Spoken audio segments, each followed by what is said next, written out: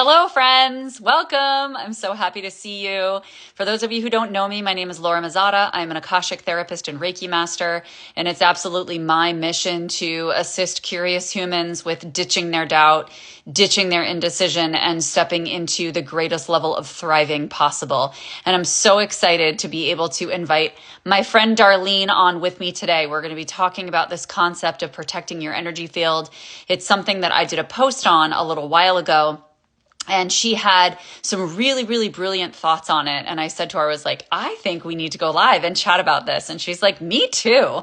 So she's going to be jumping in and joining me any moment now. And we're going to talk about this concept. So my idea here is that when we go into this around protecting our energy fields and we think, well, I'm going into a rough situation, so I need to protect it, or I need to cleanse my energy field when I'm coming out of a situation that sucks.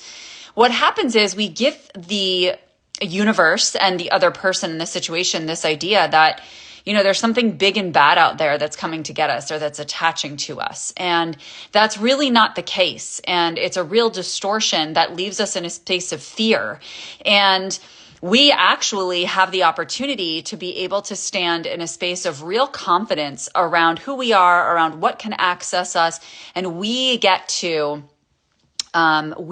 choose what enters our field and what doesn't. And we have full control over that and what we do with it. So hopefully Darlene's jumping on here in a minute. I'm sure she's probably trying to figure out Instagram and how it works. But I'm just going to talk about this until she gets here. So the number one thing that I say is critical for allowing yourself to, oh, there she is. For allowing yourself to be able to not feel threatened by other people's energy and to feel like your field is naturally protected is for you to be able to build your confidence. And the more that you're able to build your confidence, and that comes with knowing, okay, so at the bottom, honey, you should be able to hit a button that asks to join my video. You should be able to join my video. There's a little button at the bottom with a plus on it. So hit that and come play. So that includes this concept of confidence includes knowing exactly with clarity what our mission is, what our vision is, what we are meant to do on this planet, how we are meant to move forward. Okay. And when we know that with conviction and we move forward with that and we're very sincere about it, then other people's energy is not going to rock us. Okay. And so that's the question that if you feel like you need to clear or protect your field, number one, what you need to do is tune into where do I need to get more clarity on where I'm going and what I'm meant for on this planet, what I'm meant for in this world. Because when you do that, then nothing's going to rock you. If somebody comes in and their energy kind of hits you a little bit, you're going to be like, okay. Doesn't derail you in the way that it does sometimes when you're not in a confident space. So it's really being able to own who you are, own your energy, that entire wholeness of who you are. Oh, yay. There you are, Darlene. Okay. She's jumping on so we can continue talking about this. And please feel free to ask any questions that come up as we talk about it too. It's taking a minute to load. There she is. Hi. Oh my gosh, that was so funny. You figured it out and you're here. That is hysterical. Yes, hello. I'm so proud of you. So I don't know if you were even able to listen to what I was saying because you were trying to figure out technology, but I already talked about, this concept that, protecting our energy field or feeling like we need to cleanse our field is something that really leaves us in this space of not being in control of our experience, and not right. Feel. Yeah. And I say that one of the best things is to get really confident, and that if you're finding yourself needing to clear your field or protect your field, then it's like, where do I need to get more specific about my vision, about what I'm creating? Because then if you're fully convicted and sincere and devoted, nothing's going to knock you off. So what are your thoughts on that? Exactly. So it's also, I'm just going to plug in my headphones. So absolutely, your confidence, and I think where a lot of people might have to start is getting rid of that old belief that healers are taught that they need to protect themselves. Yeah. So I don't know that somebody could just jump into going, okay, I'm going to, forget everything I've learned. And even if I am confident in what I do, it's still going to be a story playing in the back of their minds Mm-hmm. because most of us as healers in this lifetime have been in other lifetimes. So we're talking about hundreds and hundreds and hundreds of lifetimes where we have this belief that was given to us and have had proof that we needed protection. I know. So a couple of things my experience has shown me is there are new energies right now on this planet that were not here and were not available in those times that we may even have memories of, when we were healers in other lifetimes, or the reason that some people still teach that to protect yourself. It's we just have these new energies and the support system. The earth herself is ascending and her frequency is faster than ever, so that we have now this capacity to be aware of energies rather than be afraid of them. Yeah. See, I love that so much. That's I actually really love that because that's a concept too of like, not just looking into your mission and where you're going, but also where can I deepen and or heighten my awareness of the yeah. energies that are coming in. And that's where my experience. So it was about 8 years ago, and I met a woman, and she taught me about access consciousness. It's another energy healing modality, and she talked about why would you want to protect yourself if that protection is also keeping you from seeing what's there. Oh, I love that. So if you go into a situation, so you state your intention, right? And you have you've built that foundation and the confidence that you were mentioning. Yeah. You ask that your barriers, I call them barriers, ask that your barriers come down so that you can actually see what it is. Yeah. And not be afraid of it. Yeah. Yeah. In any type of situation, you need to see what it is so that you can prepare for it, or acknowledge how you're going to respond to it. And so if you have barriers up, if you're protecting yourself, mm-hmm. with a lot of people put up their walls or the shields, whatever they've been taught. Mm-hmm. Not only is it energetic, but it's also physical. You're contracting your body, which also affects your intuition and what you can see and plan ahead for and feel. Mm-hmm. If your body's all contracted from thinking you need to protect. Yeah. So the key is awareness, not protection, awareness. Yeah. I totally agree. And it's cool because this person's saying too, like, it's really your higher self saying, step into now. And stuff comes out of the field, right? And it feels scary. And I had so many, I've been a therapist for 20 years, and people come psychotic in my office. It's amazing because they would get so scared and be like, no. All these things out there. I'm so afraid. Da, da, da. Like, no, just literally turn toward them and try to understand. What are you here for? What is this about?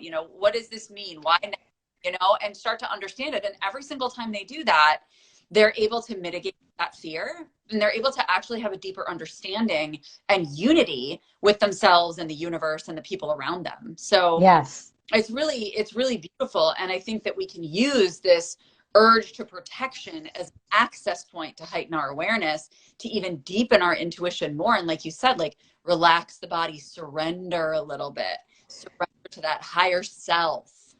And that's it. Like what you always talk about, connect to God, connect to yourself, your divine self, not the ego self, not the healer who's been taught from the old paradigm. Really tap into and ask yourself, if I am this divine being, if I am infinite light, why would I have to protect myself? Oh, If I am all knowing and I am infinite and divine in the eyes of God, and so is everything else. So even that's coming up too. So even what we're in fear of has been created by God. So let's look at what it is. And if it's something that feeds off of fear, if we address it from our infinite self, there's no more fear and there's nothing they can do to feed from us. It becomes, if necessary, it can become a conversation. Why are you here? What can we do for each other? You have a conversation, you connect. It's anything that we think we're protecting ourselves from is energy, right? So yeah. energy without a body, perhaps. Right. And then we get curious about it. We Yeah. get curious about it because I think that, what happens is we create stories and those judgments of what it means. And ultimately, like we said, it is about fear, and it's about fear of what? It's like fear that your path is going to go differently than you anticipated. Well, that's not up to you. I mean, you're a part of it, and you're part of executing what's delivered to you by the divine. But it's like that's God's plan. Like if you fully submit to God's plan, then who gives a shit about protection, right? Because you know that everything's unfolding the way Yeah. it's meant to, so you can fulfill your purpose. Right. And we can't fulfill our purpose if thinking we need protection from something, from anything in this beautiful world. I am not going to deny that there's energies out there to uh, be aware of. Yeah. But if we are going to live in fear of that and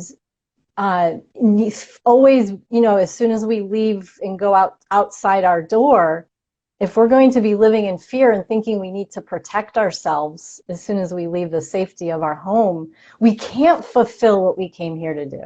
Yeah, because then we're restricted, then we're constricted.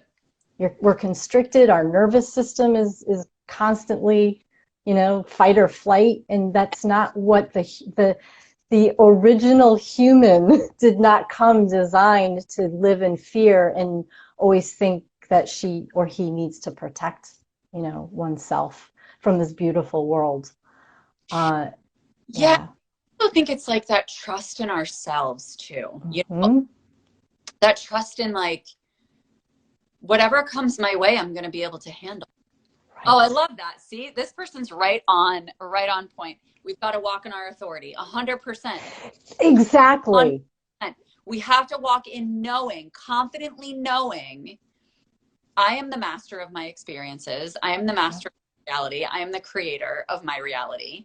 And that it's interesting because I think a lot of people shy away from that because they don't want to take on that responsibility. They don't want to take on that full ownership. I think so. I think you're right. And you are the most potent being in your life. You are the creator of your life and your reality. If you think that you need to always be protecting yourself, you're giving that power away. Mm-hmm. So, and then not serving other people in that yes, way. right. And Oh, go ahead. There are some people. I've been taught by some teachers over the 20 years I've been doing the work, and some people will say, leave and protect yourself with a white light. So surround yourself with angels. And I could understand that. Mm-hmm. However, I would invite somebody to ask themselves the intention behind the ask for the angels in the light. Is there any level of fear behind it? That's what is important. So if you're going to be asking for protection, is it, what's the level of fear in that ask? That's interesting too. I really love that you brought that up because when I started this journey with the Akashic Records, I know that I needed that space for a long period of time. I still do most work in that space, if not all of my work in that space. But there's a difference now because there's a desire and expansion versus a need and rely upon, right? Beautiful. Yeah. Yes. So I would enter the records because I truly believe that's the safest place we can do any healing work. I mean, it's beautiful. And that already is manned by angels, guides, loved ones, Right. etc. And so when we're in that space, it's like, all right, let's go to this little home in the clouds and like hang out there and dust off our countertops and make sure that we're nice and cozy. And then whatever work we do, whatever's coming towards us, we know we're in this protected space. And so I Right. think that has been, I know that that was helpful for me at the beginning. And I know for a lot of my clients who are expanding their intuition and expanding their abilities and learning more about this, being in that space is kind of a bridge, right? To kind of help them step into that power, help them step into that level of vibration or frequency that could feel really daunting and like they're just completely navigating the unknown and floating Yeah. out there in space by themselves. And that's exactly it, because the clients that I've been serving the last couple of years, they've had their gifts, but they've been afraid to explore them because of this idea of I won't be protected and I'm going out into this big unknown world. And what you're saying is beautiful. It's giving them a like whole, the energy is of the Akashic records it's like holding your hands. Yes. And it's definitely bridging the difference between codependent on for protection, the records or the angels or whatever, somebody will use for protection. It's the gap between feeling like they absolutely need it compared to, let's do this together. Right. Like this is expansive and fun together. Like let's see Yeah. what we create. Yes. Yeah. Very So it's definitely shifting the energy from fear-based to let's create together with those protective energies, like the angels or the higher frequency. Yeah. Yeah, and I would say, and it's funny because I literally just recorded the module, the first module for the trauma informed care certificate for the mastermind.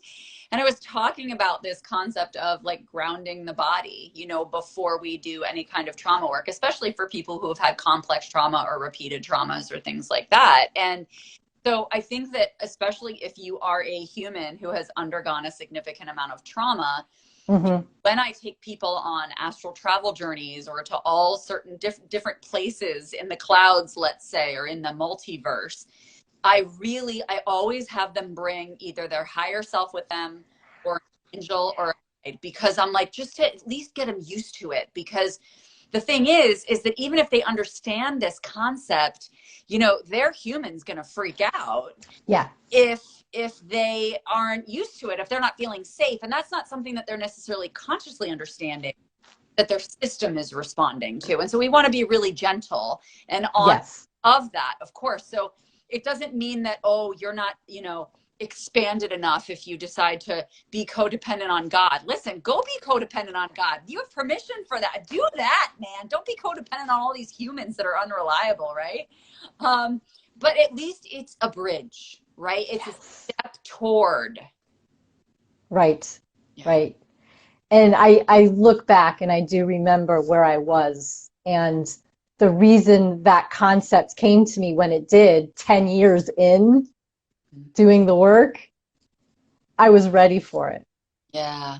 I was ready to hear, and it was possible at that point because I had been doing so much exploration of soul work and God and angels, and it was the perfect timing. So if somebody doesn't grasp this or jump on it while we're talking about it, it's okay. Just remember that it's a process to get to that point where you don't feel like you need protection. It's definitely a process, and love yourself along the way. Have compassion for the experiences, but know at some point we were designed to be our own safety net, our own source of everything, protection, love, and just have compassion and love for yourself if you're not there yet, as Laura and I are talking about this. Yeah, and the thing is that you can use tools and strategies to support your human on this journey as you adjust, right? So Yeah. it's not a black or white situation here.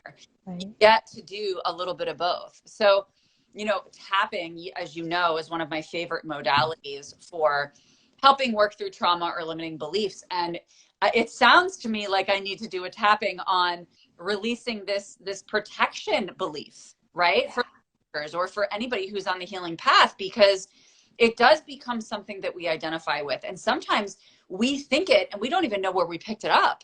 We're like, Mm-hmm. no, I don't even know where I got this, that I have to protect my energy field. And I think it's just because of that interpretation of, as you learn energy and how it operates, you're like, okay, so this is energy and this feels dense. And so when it feels dense, what does that, but unfortunately we put meaning to it, right? With our mind, Yeah. we put Yeah. meaning to it. And so that's where tapping can be really helpful, because it allows you to attend to what the mind is bringing forward, but allow that to be an access point for excavating some of the old energy and old beliefs that no longer serve you, so that you can move forward. Right. And one of the practices I love is self Reiki, Oh, yeah. like relaxing and calming my own nervous system. So whether, I'm transitioning from an old belief to a new belief, clearing away, calling in my heart, my coherence with my heart and with God, I will first put my hands on my body and apply self Reiki so that I calm the nervous system, I do relax the physical body, and then I tap into that source of all is safe and all is love. And that helps too. That's so beautiful. And it's funny because I think about that and I'm like, earlier on in my journey, if you had told me that, I would have been like, that shit doesn't work. Because I would have been too in my head. And that can happen. Like, where we understand it and we can feel it and we can receive it from other people, but then actually giving that to ourselves is something that remains elusive, And so that's like, for me, I know with people who are really stuck in their heads or really activated neurologically, they're going to need some kind of body practice or Mm-hmm. practice to kind of bring themselves down a little bit so that they can receive that self Reiki. So it's Yeah. cool because you can combine these tools. It doesn't have to be either or. You can kind of say, all right, well, I like that, but I'm going to do this first, right? And that's what's so fun about all of this. So I know, like, the older paradigm, when I first started learning a couple decades ago, the older paradigm does come from that place of protecting more on a physical level, and getting from that fear to feeling safe and love. It's definitely a process. And one of the other tools I know a lot of people use are essential oils too, like to help calm and relax. There's just so much available out there, and it's so much fun to learn. And it's not it's not a chore, and it doesn't have to be hard. So a lot of people won't step into their healing gifts. They won't step into a healing journey because they're afraid of all of these things. They're afraid of not being protected enough. And I just want people to know that the journey can be fun. It doesn't have to be traumatic or dramatic. Exactly. Allow it to be fun and know that you're a sovereign being and you get to Yeah. decide how you want it to feel. You really do. And that's a concept that may take some time to internalize. But what I promise you is that if you devote to yourself in one way or another, and that can be go getting your toes done or taking a bath, it can run the whole gamut. But if you do that, you're also giving yourself that message that you're deserving, that you're Right. the more deserving you are, the more protected you feel by yourself, right? Like, funny because we say, oh, I need to protect my energy field. Great. Well, I would turn that on to you and say, how do you need to protect you? Where are you feeling not you're not taking care of yourself in terms of like paying it self forward, like feeding yourself nourishing foods, taking care of yourself in a way that is protecting the future you, right? Beautiful. Setting yourself up for vitality and wellness and expansion and energy and all the things. And that's the key right there. you build your foundation and you do something it's a daily practice. Yep. Being consistent with something every single day, helping to build your own self-help foundation is what I call it. The self-help. You know, what are you going to do every day for you? And then you build your confidence and you build that idea that you are sovereign and that you don't need outside to protect yourself. That confidence is right there if you look at it every day. You just brought up a beautiful idea here, which is I actually think one of the reasons that people do field cleaning and protection stuff is because they're flying hands and they don't have time to sit down and do deeper. Like when we talk about being really curious about getting into your field and getting yourself to a space of confidence and all these things, what does that? That takes commitment. That takes that takes repetition, and so many people are not for that, and they want that quick fix. And it's like, all right, well, I'll just clear my field. And it's like, well, that's great and all, but is that really ultimately serving you, or is that just a temporary Band-Aid? Because I think temporary Band-Aid. I think ultimately what's going to serve us is enhancing that awareness, expanding that awareness, sinking deeper into our higher selves, and really choosing devotion to ourselves instead of saying, I don't have the time, I don't have the space, I don't have the energy. Right. Yeah. Every single day, find the time. I say that to my clients, and I remind myself that every day. Yeah, I have to remind myself that too. Exactly. Yeah. That's the thing. It's like, you know, and there is a difference. It's funny. No pressure. Exactly. No pressure. Like just do it every day. This is the thing. I used to feel that way. It used to feel Yep. Shit, I gotta meditate, you know, or like, oh God, I didn't journal this week. Damn it. You know, and so it would feel like something I had to check off my list. That is not going to get you sustainability, right? I had to work on appreciating the process. I had to work on loving everything I give myself and adoring doing this for me. And not just because, oh, I want to take care of myself, but because I have chosen to be a spiritual leader and I am here to guide others as well. And I choose to do that from a place of the greatest level of solidarity and sovereignty that I can, because that's what my soul's here for. And I've received that and I've decided to agree to that. And choose something fun so it doesn't feel like a chore. So even, you know, there are a lot of people that the idea of meditation is just so daunting to them. It doesn't have to be, you know, you don't have to start doing 30-minute or 2-hour meditations. It could be a 2-minute meditation where you sit and you hold gratitude for life, or you hold gratitude for something. It's that energy of gratitude. Just sit with that for 2 minutes a day, and that will get the ball rolling. Or something like essential oil. Do something every day for like 2 minutes. Start at whatever time point, you know, that feels comfortable or fun or safe. And that way it won't feel like a chore. It'll be easier to get the ball rolling. And then what will keep somebody motivated is seeing the results. Yeah. Oh yeah. That's what happened for me. Exactly. Yeah. I was like, you know what? This stuff doesn't make any sense to me when I first started this years and years ago. Right. But the results spoke for themselves. They just spoke for themselves. And that's what kept bringing me back time and time again. And it's funny because you're talking about the meditation piece, and I really encourage you, like if you're already doing things every single day, like brushing your teeth, like you know, maybe you shower every day, maybe you don't, but you know, you're doing certain things every day already. How can you turn them into something that feels a little bit more meditative? Can you put on meditation before you're brushing your teeth? Right? Like little things like that you can incorporate into your day. My favorite thing at the beginning, because I used to say that I was terrible at meditating, that I didn't like it, and blah, blah. And it's just because I was resistant to sitting with myself. And so what I did at the beginning was I stared at a candle flame, because I love fire. That's like my favorite element. It's my favorite, but it combines a lot of senses too. And the more that we can combine senses while we're doing this stuff, the more grounded our body feels and the more integrate it. So if I'm staring at the candle, I love it because it's Yep. and then I'm smelling the candle and I'm seeing the pretty flame and it's moving. So it's not this stagnant thing that's super boring to me. And so I started with like 30 seconds and I kept adding time. Mm-hmm. And that's the key. Pick something that you enjoy so you're not thinking that, oh, while you're doing it, you're not thinking it's a chore.